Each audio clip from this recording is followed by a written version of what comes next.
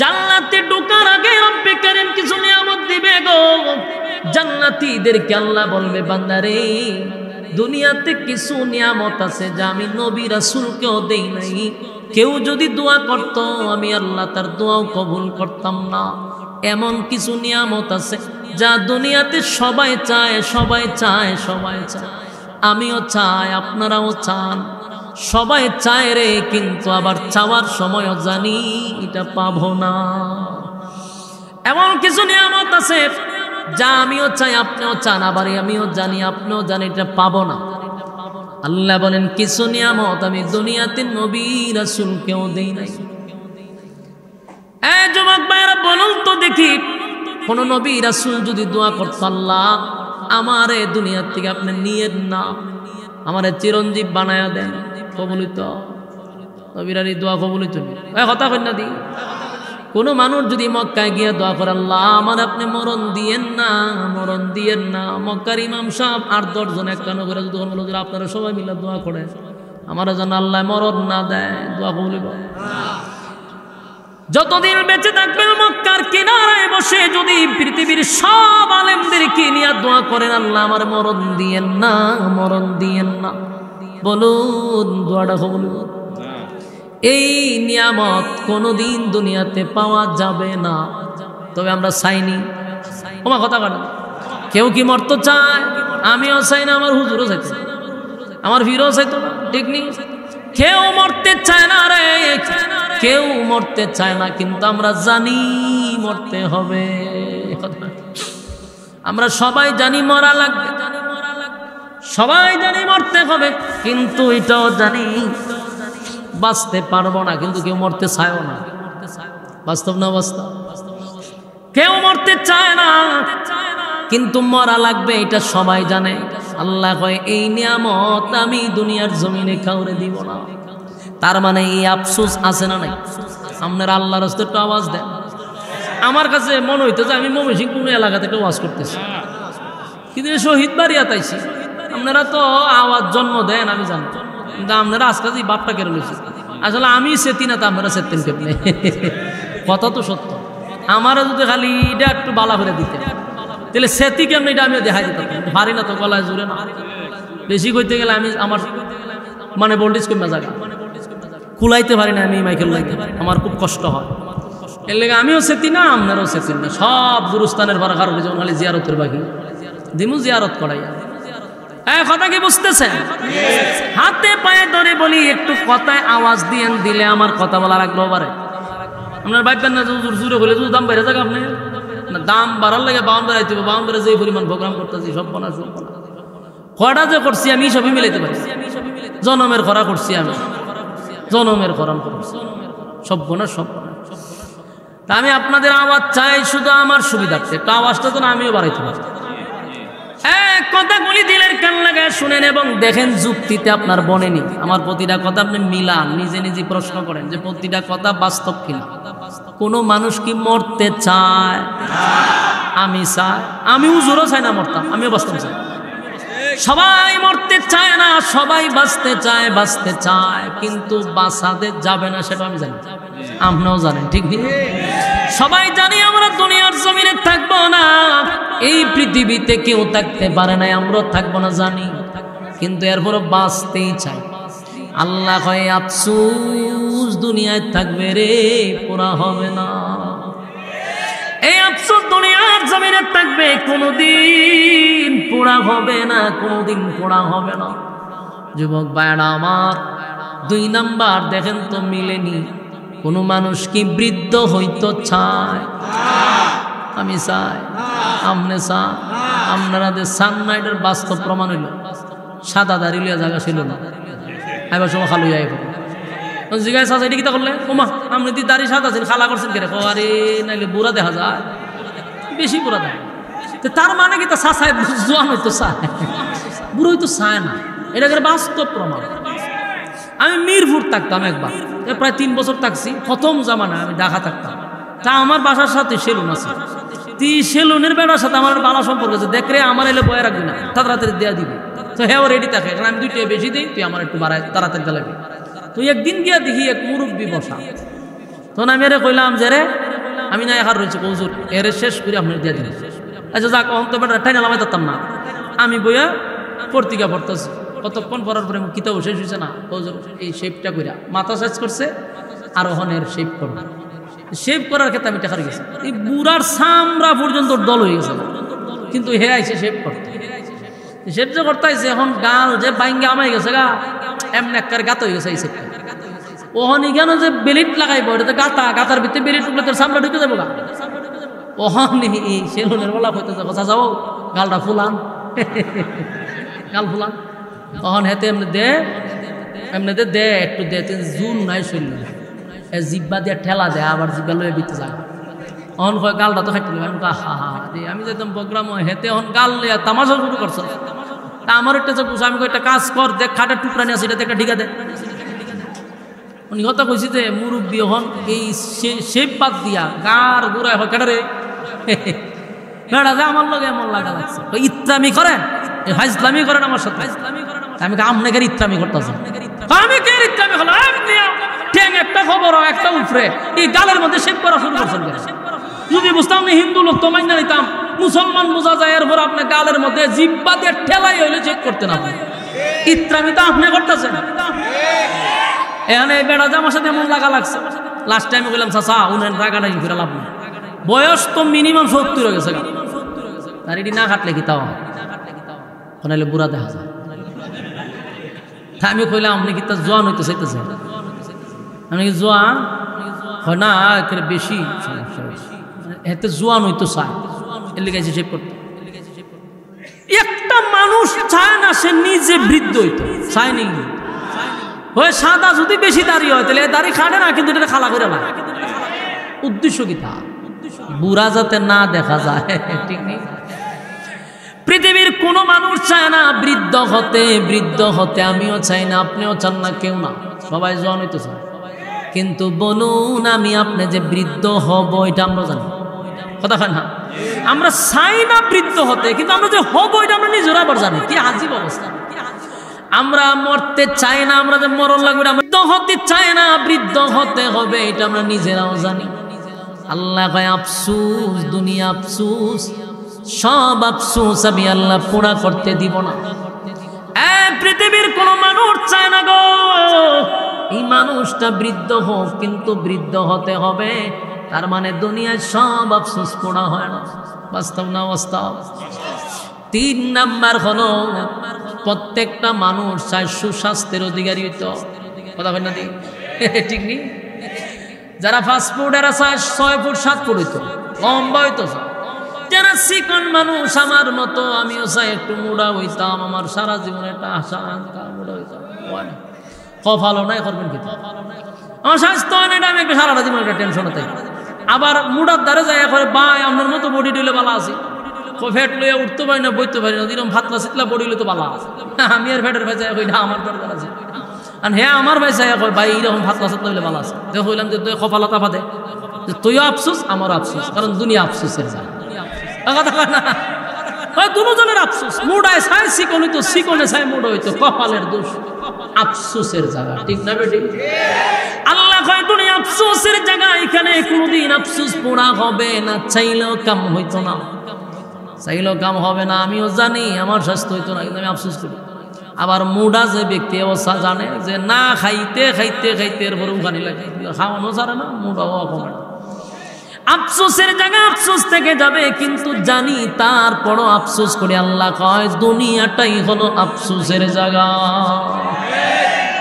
আসেনি আফসোস, কথা কয় না। লাম্বায় ছায় খাটো মানুষ সালাম বইতে, আচ্ছা কোন চান কেউ যদি দোয়া করে আল্লাহ আমি 5 ইঞ্চি আমার আপনি 7 ইঞ্চি বানায় দিন, এই দোয়া নিয়ে কবল হইব? জামি নিজের সমস্ত উজুর লইয়া দোয়া করুন কবল হয়ে যাবো মক্কার ইমামরে লইয়া, কথা কয় না। এটা দোয়া কবল হইবার জিনিস নেই, মাতুন না দেন। কেউ যদি দোয়া করে আল্লাহ আমার 7 ফুট বানায় দেন, এই দোয়া কবুল হবে না, বাস্তব না বাস্তব? আল্লাহ কয় জান্নাতের ভিতরে আমি 1 নাম্বার নিয়ামত হল আর মরবি না, মরণ দিতাম না। সুবহানাল্লাহ বাড়ি দিয়ে হবে দুনিয়ায় যে আফসোস ছিল জান্নাতের ভিতরে মরণ নাই গো, মরণ দিবে না, মরণ দিবে না, মরণ দিবে না। 2 নাম্বার, বৃদ্ধ হবেন না, 32 বছরের যুবক বানাইয়া জান্নাতে ঢোকাবে, এই বয়স আর 33 হবে না। যেখানে বয়স সেখানে হারতে হবে, বয়স আর বাড়বেও না কমবেও না, আফসোস পুরা হবে জান্নাতে। সুবহানাল্লাহ। 1 নাম্বার মরবেন না, 2 নাম্বার বৃদ্ধ হবেন না, 3 নাম্বার যে আফসোস এর লম্বা, আল্লাহ একটা কমপক্ষে না বানাইলে তোরা টাইম নিলে 60 হাত লম্বা বানাই। সুবহানাল্লাহ। 60 হাত লম্বা হবে আর আফসোস থাকবে না। মনে করেন 60 হাত লম্বা যদি হয়, বডিটা বুকটা কয়েক পাশ হইব, আরে সব্বনাশ সব্বনাশ, কি পরিমাণ বুকটা পাশ হইব, তখন বেড়াগিরি যা আছে সব দেখায়। এখন চাইলেও ইত্যা করলেও কোনো কাম হইতো না। আমি যে হারা দিন ইত্যা করি, এটা একটা হাস্যকর না, আমি হারা দিন দিলে তো ভুলে না, মানে আফসোস থাকবে। আর জান্নাত আল্লাহ এমনি দিলে একটা পার হয়ে যাবে, তখন সুবহানাল্লাহ বাড়ি কি হবে। জান্নাতের আলোচনা দিলের কান লাগায় শুনেন, আল্লাহ কয় কমপক্ষে 60 হাত লম্বা বানাবো। আর বলুন আফসোস পুরা হইব নি? দুনিয়াত না জান্নাত, জান্নাতে আফসোস পুরা করে দিবে কমপক্ষে 60 হাত লম্বা। এরপরে আসুন যদি কালা হন তাহলে হারা জীবনে আফসোস করে, ঠিক নেই? কালা মানুষ সুন্দর হতে চায়, সুন্দর হইতে চায়, মা ব্রাহ্মণ বাড়িয়ার যত ক্রিম আছে সব নাকি শেষ করছে, কিন্তু হতন পরে একজনের সাথে শ্বশুর লেখা দেখছেন কেটা বসা, হ্যাঁ বুঝে যে কালা আফসোস করে। আফসোস আমি যদি সুন্দর হইতাম, বলুন দোয়া কইরা কি সুন্দর মন যায়? মক্কা শরীফে গিয়ে দোয়া করলে সুন্দর হইবেন? সুন্দর যদি হওয়া যাইতো দোয়া কইরা, তাহলে হাফসি বেলাল সুন্দর হয়ে যেত, আমার নবীর সাথে থাকতো গো, তাহলে তো নবী দোয়া করলে বেলাল সুন্দর হয়ে যেত। তার মানে কালো মানুষ কোনোদিন সুন্দর হয় না। আফসোস থাকলো কোনোদিন পুরা হবে না। এই আফসোস পুরা করবে কোথায়? আল্লাহ বলেন প্রত্যেকটা জান্নাতীকে আমি ইউসুফ নবীর মতো সুন্দর বানায়া দিব। সুবহানাল্লাহ। জান্নাতীদেরকে আমি ইউসুফ নবীর মতো সুন্দর বানাইব, আর সুন্দরের আফসোস থাকবে না। সুবহানাল্লাহ। এরপরও আরো আফসোস আছে রে, মানুষ কণ্ঠের আফসোস করে, কথা বল না দি, কণ্ঠ ভালো না থাকলেও কপালতা পায়। কণ্ঠের আফসোস আছে, দোয়া কইরা কি কণ্ঠ পাওয়া যায়? বলে আমি মক্কার ইমাম সাহেবরে বাড়া করে নিয়ে দোয়া করাবো, কণ্ঠ সুন্দরী পাও। আল্লাহ বলেন জান্নাতের ভিতরে আফসোস পোড়া করব, দুনিয়াত না। জান্নাতের ভিতরে আমি দাউদ নবীর কণ্ঠ দিয়া দিব। আমার যুবক ভাইয়েরা, মানুষ যে আফসোস গুলা দুনিয়ায় করে, সব আফসোস আল্লাহ পূরণ করবে কোথায়? জান্নাতের ভিতরে সব আফসোস পুরা করবে। আরো আফসোস আছে রে, রাজত্ব চায়, ধন চায়, সম্পদ চায়, বাসাই চায়, ঠিক সবাই যদি বলে আমি, সবাই যদি মনে করে আমি এখন ডক্টর ইউনূস, সময়টা কি সম্ভব? সবাই কি দেশের প্রেসিডেন্ট হওয়া সম্ভব? কিন্তু মনে মনে একটা আফসোস আছে, নেতা নেতা বাপ ধরতে চায় কিন্তু পারে না। আফসোস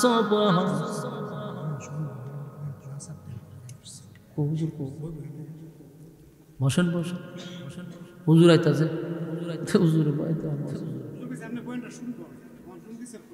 বালা খামসা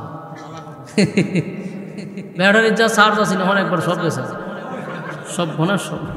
আচ্ছা যাক হুজুর এবার কত মনোযোগ দেবো না, এক কথাগুলি দিলের কান লাগাই শোনেন। রব্বে কারিম বলেন যে আমি যে অতগুলা কথা বলে কন কোনোটাই কি পুরাবা সম্ভব? এই কথা বলি আপনারা যদি মনে করেন যে মক্কার সব ইমাম সাহেব আমি টেহা দিয়ে বাড়া করে কোনো যদি 1 মাস লাগাতে গেলে দোয়া করতে থাকে, কোনো খালো মানুষ কি সুন্দর হইব? হ্যাঁ, কণ্ঠ কি দাউদ নবীর মতো হইব? কোনোটাই সম্ভব না। কিন্তু আফসোস পুরা হবে কোথায়? আল্লাহ রাব্বুল আলামিন বলেন জান্নাতের ভিতরে আমি আফসোস পুরা করে দিব, জান্নাতের ভিতরে আফসোস পুরা করব। যুবক ভাইরা আমার, এরপর হইল রাজত্ব। সবাই বাদশাহ হইতে চায়, সবাই কি সম্ভব? সবাই সম্ভব না। তেরা বাদশাহী কেটে দিব? আল্লাহ চাইলেও সম্ভব না। জান্নাতের ভিতরে একটা নিম্ন স্থলের জান্নাতিরও আমি 10টা পৃথিবীর সমান একটা রাজত্ব দিব। হ্যাঁ সুবহানাল্লাহ, বাড়ি দিয়া করবেন নি? আল্লাহ সর্বনিম্ন 10টা পৃথিবীর সমান জান্নাত দিবে। সুবহানাল্লাহ, 10টা পৃথিবীর সমান জান্নাত দিবে। তার মানে আপনার রাজত্বের আফসোস পুরা হবে। সুবহানাল্লাহ। এরপর আরেকটা আফসোস আছে, সব পাইছেন, দরকার হলো বউ। বাস্তব নেই, দুনিয়ার বউ আছে না, আফসোস কি? আফসোস আছে। একটা চাইলো মনে মনে আরেকটা করতে চায়, এটা আল্লাহ জানে। আপনি যতই ফিরাকি করেন কোন কামই করেন। হারাম জন্ম নিছেন বাংলাদেশে, বাংলাদেশে থেকে আফসোস করা যাবে, কিন্তু আফসোস পুরা হবে না। আল্লাহ আমি জানি ভিতরে কোডর কোডর আছে রে, জান্নাতে পুরা করে দিব। আগের কমপক্ষে বউ না দিল বা তুইটা বউ দিল, কোন রকম জান্নাতের টাইনে টাইনে যেতে পারে। আর ভিআইপি যদি জান্নাতি হন, বউয়ের কোনো সীমা নাই। সুবহানাল্লাহ। সব হলো জান্নাতের ভিতরে, আফসোস করা হবে। দুনিয়া আফসোসের জায়গা, জান্নাত আফসোসের জায়গা না। কথা হয় সাউন্ড আগেই বলা ছিল টুডান। দুনিয়া আফসোসের জায়গা, জান্নাত কি আফসোসের জায়গা না? জান্নাত আফসোসের জায়গা নয়। আল্লাহ কয় সব আফসোস আমি পোড়া করব। এবার জান্নাতীদেরকে বলবেন, এই জান্নাতীরা এতগুলা নিয়ামত দিলাম, এবার তোমরা চলো তোমাদের মেইন জায়গায়। যেই জান্নাতের জন্য এত আশা আকাঙ্ক্ষা, এত কিছু করলা, সেই জান্নাতে তাদেরকে স্লোগান দিতে দিতে নিবে। জোরে কোন সুবহানাল্লাহ। কাল্লাযীনা তাকাউ রাব্বাহুম ইলাল জান্নাতি যুমারা হাত্তা ইযা জাউহা ওয়া ফুতিহাত আবওয়াবুহা ওয়া ক্বালা লাহুম খাযানাতুহা সালাম সালামুন আলাইকুম তিবতুম ফাদখুলুহা খালিদিন। আল্লাহ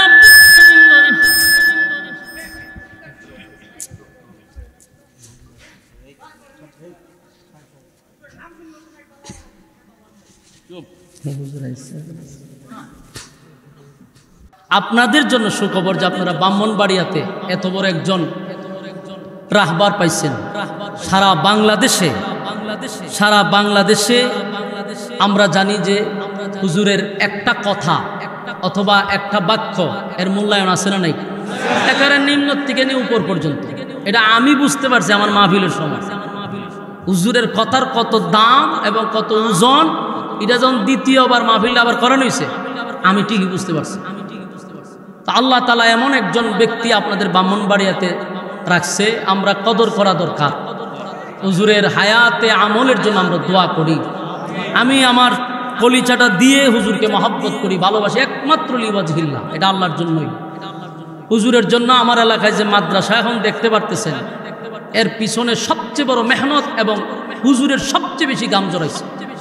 আজকে যে মাদ্রাসা দেখতেছেন, কল্পনার বাইরে। আমি নিজেও কোনোদিন স্বপ্ন দেখছি না। 50 বছর যেখানে রাজত্ব করছে তারা, এখানে গিয়ে মাদ্রাসা কল্পনা করুন যায়। কিন্তু আল্লাহ তাআলা এখন গিয়ে দেখেন 2টা বিল্ডিং দাঁড়াইছে এবং মাদ্রাসার ছাত্র প্রায় 100+ এখন বর্তমানে। আমি হেফজখানার শিক্ষকও রাখছি, যারা পিএসপিতে করছে, প্রতিযোগিতা দিয়েছিল, ওইখানকার একজন হাফেজ সাহেব আমি রাখছি, দক্ষ এবং যোগ্যতাবান একজন হাফেজ সাহেব রাখছি। তেলাওয়াত শুনলেও ভালো লাগে। নুরানিরও আমি যতটুকু পারছি বোর্ড থেকে যোগাযোগ করে একবার ভালো মানের আনার চেষ্টা করছি। কারণ হুজুর আমার বারবার কইতেছে সুন্দর দিয়া দরকার না, পড়ালের মান ভালো হইতে না। এই জন্য দোয়া করবেন আল্লাহ তাআলা যেন এই মাদ্রাসাটাকে জামিয়া হিসেবে কবুল করে। এবং আমার এই মাদ্রাসার শুরুর থেকে হুজুর ফার্স্ট একের প্রথম থেকে ভিত্তি স্থাপন হুজুরে দিয়া করছে, যেটা পরবর্তীতে তারা ভাইঙ্গালে ছিল দেখছিলেন, এটা হুজুরে দিয়া করছে। এবং পরামর্শ সবকিছু হুজুরের মাধ্যমে আমি মাদ্রাসা চালাইতেছি, হুজুরের পরামর্শ। আল্লাহ তাআলা হুজুরের হায়াত আমলে বরকত দিক, দোয়া করি। সম্মানিত শুধু হুজুর আইসা করছে, এখন ইনশাআল্লাহ আমরা নিয়ে হুজুর দোয়া কথা বলবে এবং হুজুরের দোয়া করবে।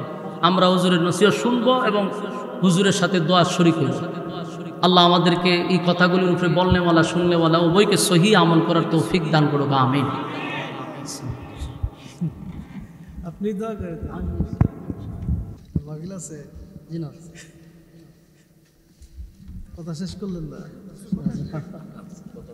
কথা শেষ করেন বলেন, কিছু বলেন। আমি আমি শুধু দোয়া করবো না, বলেন বলেন। আচ্ছা আমি সংক্ষিপ্ত বলতেছি। আচ্ছা হুজুর যেহেতু বসছে, আমি 5-6 মিনিটের ভিতরে শেষ করতেছি। মূল কথা যেটা বলছিলাম এটা হলো দুনিয়া আফসুসের জায়গা। বলুন দুনিয়া কোনো আফসুস কি আমাদের পোড়া হয়? সব আফসুস কি পোড়া হওয়া সম্ভব? এই যতগুলো আমি বললাম 1 থেকে কত পর্যন্ত বলছি? 1 নাম্বার কেউ মরতে, 2 নাম্বার কেউ বৃদ্ধ হতে, যে বলুন মরতে চায় না কিন্তু মরতে হয়নি, বৃদ্ধ হতে চায় না বৃদ্ধ হইতে হয়নি। তারপরে কি? মানুষ মোটা লম্বা হইতে চায়, সুঠাম দেহের অধিকারী সবাই চায় যে আমার বডিটা ভালো হোক, লম্বা হোক। সবার কি সম্ভব? কথা হয় না। কেউ 5 ইঞ্চি, কেউ 4 ইঞ্চি, কেউ 1.5 ইঞ্চি। আবার কাউরে আল্লাহ 6 ইঞ্চি 7 ইঞ্চিও বানাইছে, 7 ফুট 6 ফুট এরকম 5 ফুট, কিন্তু সবাই চায় লম্বা হইতে, সবার চেয়ে একটু উপরে যাইতে, কিন্তু এটা কি পুরা হয়? পুরা হয়। এই জন্য আল্লাহ বলেন সব আফসুস পোড়া হবে না, জান্নাতে আমি তোমাদের আফসোস পোড়া করে দেব। সুবহানাল্লাহ। 1 নাম্বার কেউ মরতে চায় না, ইয়াদ আছে তো? 2 নাম্বার হলো কেউ বৃদ্ধ হতে চায় না, আল্লাহ বলেন বৃদ্ধ হইতে হবে। 3 নাম্বার হলো পৃথিবীর কোনো মানুষ চায় না সে খাটো হোক, সবার উপরে থাকতে চায়। আল্লাহ বলেন জান্নাতে এটার আফসোসও পোড়া করবো, কমপক্ষে আদম নবীর মতো বডি বানাবো। সুবহানাল্লাহ।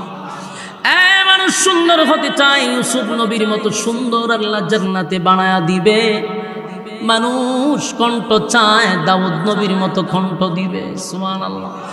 মানুষ রাজত্ব চায়, রব্বে কারীম বলেন জান্নাতে কমপক্ষে এই পৃথিবীর 10টা পৃথিবীর সমান রাজত্ব দিব। যুবক ভাইয়েরা, এরপরে মানুষ কি চায়? মানুষ বিবি চায়, আল্লাহ বউ অনেকগুলা দিব। সুবহানাল্লাহ। দুনিয়ার বউয়ের মতো নয়, ঝগড়া করবে না, অভিমান করবে না। আল্লাহ বলেন অসংখ্য বিবিরা তোমাদের পাশে থাকবে, কেউ কোনোদিন তোমাদের সঙ্গে ঝগড়া করবে না। সুবহানাল্লাহ। সব আশা পূর্ণ করবে, আমার নবীর মতো চরিত্র দিবে। এক একটা নবীর এক একটা গুণ দিয়ে আল্লাহ জান্নাতে ঢোকাবে। আর আমার নবীর গুণ আজিম, আজিম চরিত্র আমাদের মধ্যে চলে আসবে। সুবহানাল্লাহ। ওয়া ইন্নাকা লাআলা খুলুকিন আযীম।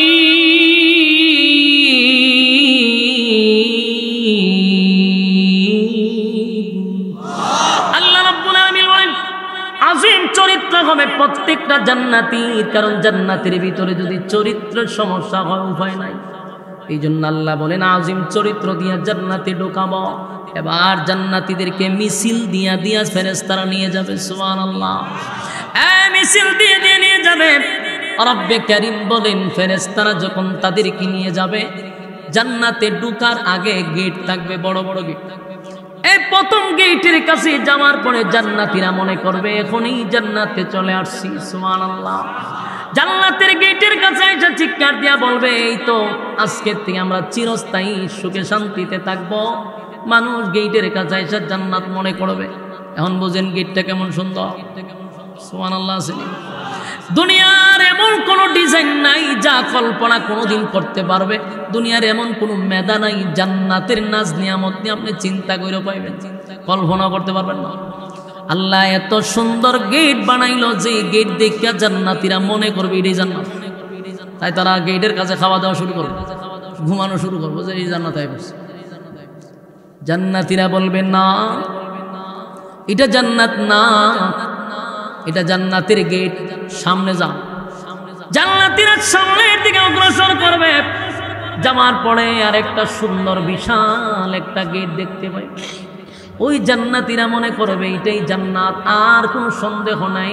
এত সুন্দর, এত সুন্দর। জান্নাতীরা মনে করবে এটাই তো জান্নাত। তাই তারা খাওয়া দাওয়া শুরু করবে। সেখানেও তারা আনন্দ ফুর্তি করতে থাকবে। কিন্তু ফেরেশতারা বলবেন না না, এটা জান্নাত না, আরো সামনে যাও।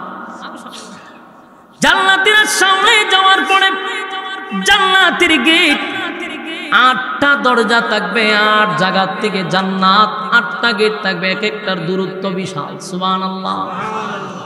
জান্নাতীরা একসাথে কয়েক হাজার কোটি একসাথে ঢুকতে পারবে, এত বিশাল। এক একটা জান্নাতের গেট এত বড় হয়। জান্নাতীরা জান্নাতের ভিতরে ঢুকবে আর তাদেরকে স্লোগান দিতে থাকবে, তাদেরকে মারহাবা দিতে থাকবে, আর জান্নাতীরা তাদেরকে সালাম দিতে থাকবে। জান্নাতীরা জান্নাতের নাজ নিয়ামত দেখে আনন্দে আত্মহারা। আল্লাহ আপনি যা বলছিলেন এর থেকে 97 গুণ আরো বাড়ায়া দিছেন। জান্নাতীরা আনন্দে লাফাইতে থাকবে, খুশিতে এত আনন্দিত, এত আনন্দিত, এত আনন্দিত। এবার জান্নাতীরা জান্নাত পাইল, আনন্দের সীমা নাই। একটা সময় আল্লাহ বলবে জান্নাতীরা রে, অসংখ্য নাজ নিয়ামত দিলাম, আরো কি কিছু চাস? আল্লাহ সব পাইছি, কিন্তু আমার দুনিয়ার বন্ধু বান্ধব রে পাইলাম না। আমি যাদের সঙ্গে ব্যবসা করতাম, এই ব্রাহ্মণবাড়িয়ার বাজারে দোকানে বৈশা একই সাথে ব্যবসা করতাম, একই সাথে চাকরি করতাম, একই সাথে খেলাধুলা করতাম, একই সাথে সব কাজ করতাম। জান্নাতে আসলাম, আমার বন্ধুদেরকে তালাশ করলাম, কোথাও তো আমার বন্ধুদেরকে পাইলাম না। আল্লাহ জান্নাত আইছস, জাহান্নামীদেরকে তালাশ করস কেন? কারণ একটা কথা আমি এক্সাম্পল দিয়া বলি, হুজুরের সামনে বই ওয়াজ করতেছি, কথাও মিলজিল পারতেছি, মনোযোগ দিয়ে শুনেন। শেষ 2-3 মিনিট, ফিনিশিংটা না দিয়ে গেলে আপনারও সমস্যা। শেষ কথাটা হইল, আপনি দেখবেন যদি মনে করেন আপনার ব্রাহ্মণবাড়িয়ার একটা ব্যক্তির আমি ধরে নিয়ে হবিগঞ্জ শহরে যদি 8 তলা একটা বিল্ডিং দিই, এটা আপনার নামই দিছি, খুব রাজকীয়, সামনে একেবারে VIP বাগান বাড়ি ঘুরে দিলাম, একটা গাড়িও দিলাম, 1.5 কোটি টাকার গাড়ি, সব কিছু আপনারা দিলাম। শর্ত হইল তুই হবিগঞ্জের ভিতরে থাকবি, বাহন বেড়াইতে পারবে না। তখন হেজে এটি সালায় আর ঘরের ভিতরে ঘুমায়, কোন তো দিঘি তার শরীরে কোনো বাপ আছে? কেন বাপ নাই? যে আমার অত বড় বিল্ডিং আর গাড়ি দেখতো কেন? কথা না, এটা দেখতো কে? হবিগঞ্জের মানুষ আমার দিকে কি দাও? আমার ব্রাহ্মণবাড়ি আর গ্রামের ভোলাভান যদি দেখতো আমার সাথে যারা চলছে, আমার সাথে তারা থাকছে, আমার সাথে যারা পড়ছে, তাহলে আমার শরীরে একটা বাপ উঠতো যে না আমি কিছু একটা হয়েছি, ঠিক নেই? হুদি গ্লাস খুলতো আল্লাহ মাইতো, হ্যাঁ যে ল্যান্ড ক্রুজার বইছে, কিন্তু এটা যদি হবিগঞ্জের মানুষের দেখায় তার শরীরে ভাব আছে। জান্নাতীরা জান্নাতে যাওয়ার পরে এত কিছু পাইছে, কিন্তু তার সাথী সঙ্গীরা যে দেখতে পারতেছে না, এটা তার ভিতরে ভাব ওঠে না। আল্লাহ বাপ তুল্লা দেন। আল্লাহ কয় তুই যাদেরকে তালাশ করো যারা জাহান্নামে আছে, এই জাহান্নামীদেরকেও আল্লাহ জান্নাতীদের সাথে কথা বলাবে। সুবহানাল্লাহ। ফি জান্নাতি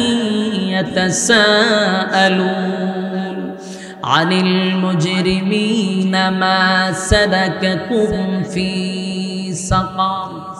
ওই জাহান্নামী আর জান্নাতীদের মধ্যে একটা কথা হবে, মোটামুটি দেখা যাক আল্লাহ করে দেন, কিন্তু তারা থাকবে জাহান্নামে আর তারা থাকবে জান্নাতে। প্রশ্ন হইল, জান্নাতি আর জাহান্নামী যদি দেখা হয় তাহলে হেরা না আগুনে আছে? আগুনের মধ্যে আর এরা শান্তিতে আছে, আগুন লাগার সম্ভাবনা আছে না? আচ্ছা কোন তো এই আমেরিকায় এখন দিন না রাত? এখন দিন, আর আমার এখানে রাত। এই রাত আর দিনের মধ্যে পার্থক্য আছে না নাই? কারণ সে যদি আমার সাথে ভিডিও কলে কথা বলে, তার শরীরে রুদ্রের তাপকে আমার শরীর লাগবে না, লাগবে না, কিন্তু দেখাও করতে পারবো, কথাও বলতে পারবো। তো ওইখানে রুদ্র যদি আমার শরীরে না লাগে প্রযুক্তির কারণে, তো যেই আল্লাহর মেধা দিয়ে আমরা এত উন্নত প্রযুক্তি শিখলাম, আল্লাহর প্রযুক্তি কত VIP হবে। আল্লাহ যে দেখা করে ওইটার প্রযুক্তি আরো ভিন্ন। আল্লাহ হয় জান্নাতি আর জাহান্নামীর মধ্যে কথা হবে, কিন্তু কারো শরীরে গরম, কারো শরীরে লাগবে না। তো কথা হইলে জিজ্ঞাসা কেরে তুই জাহান্নামে আছিস খা, আমি যে জান্নাত আছি এত নাজ নিয়ামত পাইলাম, তো তুই কেন জাহান্নামে আসছিস? একই সাথে না ব্যবসা করতাম, চাকরি করতাম, তুই কেন? হ্যাঁ উত্তর দে।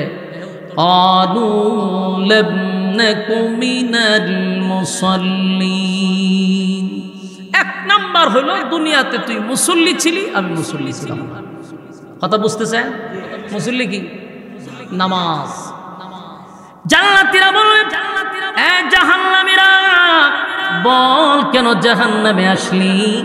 জাহান্নামীরা বলবে দুনিয়ার জমিনে বন্ধু একই সাথে ব্যবসা করতাম জগৎ বাজারে, একই সাথে আমরা ব্যবসা করতাম, কাপড় বিক্রি করতাম, আতর বিক্রি করতাম, কিন্তু মসজিদে আজানটা হইলে পড়ে ব্যবসাটা বন্ধ করে তুই দৌড়াইয়া মসজিদে যাইতি, ক্বালু লাম নাকু মিনাল মুসাল্লিন, দুনিয়ার জমিনে তুই মুসল্লি ছিলি, আমি মুসল্লি ছিলাম না, তাই আমি জাহান্নামী, তুই জান্নাতি। সুবহানাল্লাহ। এরপরে বলবে ওয়ালাম নাকুনু তুইমুল মিসকিন। 2 নাম্বার হলো দুনিয়াতে আমি ইচ্ছা মতো গলা পর্যন্ত খাইতাম, কিন্তু আমার বাড়ির পাশের মানুষটা না খাইয়া ঘুমাইত, কোনোদিন খবর নিলাম না। এতিমের মাল মাইরা খাইতাম, এতিমদেরকে খাবার দিতাম না, অসহায়দের পাশে দাঁড়াইতাম না, এই জন্য জাহান্নামে আসছি। এটা 2 নাম্বার কারণ। 3 নাম্বার হলো ওয়াকুল্লা নাখুদু মাআল খাইদিন। দুনিয়াতে আমি অনর্থক কথা বলতাম, বেহুদা কথা বলতাম, অপ্রয়োজনীয় কথা বলতাম, তাই জাহান্নামে আসার এটা 3 নাম্বার কারণ। কথা কি বুঝতেছেন? 4 নাম্বার হলো ওয়াকুন্না নুকাযযিবু বিয়াউমিদ্দিন। 4 নাম্বার কারণ হলো ওয়াকুন্না নুকাযযিবু বিয়াউমিদ্দিন। দুনিয়ার জমিনে আমরা থাকতাম, পরকালের উপর বিশ্বাস করতাম না। এই যে এতক্ষণ ওয়াজ নসিহত হলো, যদি পরকালের উপরে কিনারে বিশ্বাস না থাকে, এটাও জাহান্নামে যাওয়ার 5 নম্বর কারণ। 4 নম্বর কারণ, যুবক ভাইরা জান্নাতের নাজ নিয়ামত শুনলেন, জান্নাতে যাওয়ার জন্য শর্ত আছে না নয়? 1 নম্বর শর্ত কি ইয়াদ আছে? 1 নম্বর শর্ত হলো ইল্লাল্লাযীনা আমানু। 1 নম্বর হলো ঈমান আনো। 2 নম্বর ওয়া আমিলুস সালিহাত, তোমরা নেক আমল করো। এই ঈমানের সাথে নেক আমল, ঈমানের সাথে যদি নেক আমল করো, আল্লাহ রাব্বুল আলামিন বলেন ইন্নাল্লাযীনা আমানু ওয়া আমিলুস সালিহাতি কানাত লাহুম জান্নাতুল ফিরদাউসি নুজুলা। এই যুবক ভাইরা, রব্বে কারীম বলেন নিশ্চয়ই যারা ঈমান আনছে এবং সৎ কাজ করছে, সৎ কাজ মানে কি নেক আমল, তাদেরকে আমি আল্লাহ জান্নাতুল ফিরদাউসের মেহমানদারি করাবো। সুবহানাল্লাহ। তাহলে 1 নাম্বার শর্ত হলো ঈমান, ঈমান আনতে হবে। 2 নাম্বার নেক আমল করতে হবে। 3 নাম্বার হলো হক কথা বলতে হবে। কথা হয় না? হ্যাঁ, হক কথা বলার দরকার আছে। হক কথা বলতে গিয়া যদি আপনার উপরে ঘূর্ণিঝড় আসে, তাও আপনাকে বলতে হবে। কথা হয় না? অসংখ্য হক কথা বলার কারণে আজকে এই 16 বছর কম নির্যাতিত হইছে আলেমরা, এই হক কথা বলার কারণে। যারা হক কথা বলে নাই, এদের জেলও নাই, ফাঁসিও নাই। কথা এখন ঠিক নেই? নাচানাচি করে যারা, এর কোনো জেল ফাঁসি আছে নাই। আমাদের এই ব্রাহ্মণবাড়িতে অসংখ্য মানুষ বন্দী হয়েছে শুধু হক কথা বলার কারণে। আল্লাহ হক কথা কইতি, এটা যদিও তিতা করল্লার মতো, হক কথা বলতে হবে। 4 নাম্বার হলো ধৈর্য ধারণ করতে হবে। ইল্লাল্লাযীনা আমানু ওয়া আমিলুস সালিহাত ওয়া তাওয়াসাউ বিল হাক্কি, মানে হক কথা বলতে হবে। ওয়া তাওয়াসাউ বিস সাবর, সবর করতে হবে দ্বীনের জন্য, ইসলামের জন্য। তাহলে কয়টা হইল? 4টা কর্মসূচি যারা পালন করবে তারা ক্ষতিগ্রস্ত হবে না। আল্লাহ আমাদের এই কথাগুলির উপরে বলনেওয়ালা শুনলেওয়ালা উভয়ের আল্লাহ সহি আমল করার তৌফিক দান করুক, আমিন। আমি হুজুরে বসাইতে যে ওয়াজ করতেছি, আমার কাছে খারাপ লাগতেছে, এটা বিয়াদব, এটা অত হুজুরের সামনে বলে গজল গাইতাম।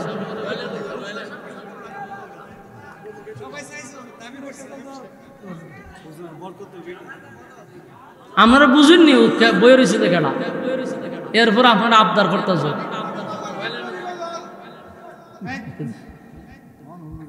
হুজুর অনুমতি দিচ্ছে। বিপ্লবী কিতাব তো কই গরম গরম, আর বিদ্রোহী বিপ্লবীটা সব জায়গাতে খালি হয় ঘটনা কিতাব। 16 বছর এই সঙ্গীতটা গাওয়ার সাহস পাইছে। এখন আমরা গাইতে পারি, ঠিক কিনা? আওয়াজ দিতে বা আওয়াজ দিয়া বুঝাইতে আপনারা ব্রাহ্মণবাড়িয়ার মানুষ। অত্যান কিন্তু আমি ময়মনসিংহ ওয়াজ করছি না, ব্রাহ্মণবাড়িয়া যে ওয়াজ করতেছি এটা আওয়াজে বুঝাই দিতে হবে। পারবেন তো ইনশাল্লাহ? সত্যের পক্ষে গান্ধাই বলে আমি বিদ্রোহী, সত্যের পথে ডাকি বলে আমি বিপ্লবী। কোরআনের কথা বলি তাই বলে আমাকে মৌলবাদী, জিহাদের কথা বলি তাই বলে আমাকে জঙ্গিবাদী। আমি বিদ্রোহী বিপ্লবী মৌলবাদী। মৌলবাদী কেন জঙ্গিবাদী। আপনারা সামনে এই গজল গাওয়ার দরকার আছে কি বলছেন? আপনারা আওয়াজ তো দেওয়া হয় না। এরা বিদ্রোহী গজল, যেগুলার কারণে 16 বছর আমরা কথা বলতে পারি নাই। কিছু বললেই আমরা উগ্রবাদী, আমরা জঙ্গিবাদী। এই নাটক করে তো 16 বছর ছিল, ঠিক না? এই নাটক না করলে বহির্বিশ্বকে বুঝাইতে পারতো না। এই জন্য এরা জঙ্গি দমন কইরা কইরা চলছে 16 বছর। তাই আমরা এই কথাগুলি সঙ্গীতের মাধ্যমে ঘুমন্ত ইমানকে জাগ্রত করার জন্যই সঙ্গীতগুলা বলা। আওয়াজ দিতেই না। সত্যের পক্ষে গান গাই বলে আমি বিদ্রোহী, সত্যের পথে ডাকি বলে আমি বিপ্লবী। কোরআনের কথা বলি তাই বলে আমাকে মৌলবাদী, জিহাদের কথা বলি তাই বলে আমাকে জঙ্গিবাদী। আমি বিদ্রোহী, বিদ্রোহী বিপ্লবী মৌলবাদী কেন জঙ্গিবাদী, বিদ্রোহী বিপ্লবী মৌলবাদী কেন জঙ্গিবাদী। কি মনে করে ওই হলমান, দাড়ি টুপি দেখলেই তালেবান। কি মনে করে ওই হলমান, দাড়ি টুপি দেখলেই তালেবান। তবে সিংহের চেয়েও বেশি ভয় পায়, তবে সিংহের চেয়েও বেশি ভয় পায় মাথায় পাগড়ি দেখে যদি বিদ্রোহী, বিদ্রোহী বিপ্লবী মৌলবাদী কেন জঙ্গিবাদী। ঠিক কিনা? মাথায় পাগড়ি দেখলে তারা ভয় পায়, এটা বাস্তব। ব্রাহ্মণবাড়িয়ার গোটা বাংলাদেশে তো ভয় কেন পায়? কিছু হইলে আমরা আলেমরা সব মডেলের মাথায় পাগড়ি দেয়, কোন সময় পাগড়ি মাজায়ও বাঁধে, ঠিক কিনা? এই জন্য পাগড়ি কোন সময় মাজা তো বাঁধা লাগবে। কিতারে ভাই আইসক্রিম বেচাত লাগছি না আমি এখন, কি একটা শুরু করছে দেখছেন? হ্যাঁ, আওয়াজ দিয়ে বুঝতেছেন কথা? মাথায় কি সবসময় পাগড়ি না মাঝে মাঝে মাজায় বদল লাগে? এই জন্য পাগড়ি দেখলে এরা ভয় পায়। কি মনে করে ওই হনুমান, দাড়ি টুপি দেখলেই তালেবান। তবে সিংহের চেয়েও বেশি ভয় পায়, তবে সিংহের চেয়েও বেশি ভয় পায় মাথায় পাগড়ি দেখে যদি বিদ্রোহী, বিদ্রোহী বিপ্লবী মৌলবাদী কেন জঙ্গিবাদী, বিদ্রোহী বিপ্লবী মৌলবাদী কেন জঙ্গিবাদী। সত্যের পক্ষে গান গাই বলে আমি বিদ্রোহী, সত্যের পথে ডাকি বলে আমি বিপ্লবী। কোরআনের কথা বলি তাই বলে আমাকে মৌলবাদী, জিহাদের কথা বলি তাই বলে আমাকে জঙ্গিবাদী। আমি বিদ্রোহী, বিদ্রোহী বিপ্লবী মৌলবাদী কেন জঙ্গিবাদী, বিদ্রোহী বিপ্লবী মৌলবাদী কেন জঙ্গিবাদী। বেহায়া নারীর ওই কেমন কদম, ইসলাম মানে ওদের মাথা ব্যথা। বেহায়া নারীর ওই কেমন কদম, ইসলাম মানে ওদের মাথা ব্যথা। তবে পর্দার কথা যদি বলি, তবে পর্দার কথা যদি বলি, তখন হই আমি ফতুয়াবাদী। বিদ্রোহী, বিদ্রোহী বিপ্লবী মৌলবাদী কেন জঙ্গিবাদী, বিদ্রোহী বিপ্লবী মৌলবাদী কেন জঙ্গিবাদী। কথা কোন ঠিক নেই? জন্মের পরে কানে আজান কি দেয়নি, তুমি মৌলবাদী চারা হওনি। জন্মের পরে কানে আজান কি দেয়নি, তুমি মৌলবাদী চারা হওনি। তবে মরণের পরে জানাজা পড়াবে, তবে মরণের পরে জানাজা পড়াবে, তখন কোথায় পালিয়ে যাবি। বিদ্রোহী, বিদ্রোহী বিপ্লবী মৌলবাদী কেন জঙ্গিবাদী, বিদ্রোহী বিপ্লবী মৌলবাদী কেন জঙ্গিবাদী। সত্যের পক্ষে গান গাই বলে আমি বিদ্রোহী, সত্যের পথে ডাকি বলে আমি বিপ্লবী। কোরআনের কথা বলি তাই বলে আমাকে মৌলবাদী, জিহাদের কথা বলি তাই বলে আমাকে জঙ্গিবাদী। আমি বিদ্রোহী, বিদ্রোহী বিপ্লবী মৌলবাদী কেন জঙ্গিবাদী, বিদ্রোহী বিপ্লবী মৌলবাদী আমি কেন জঙ্গিবাদী।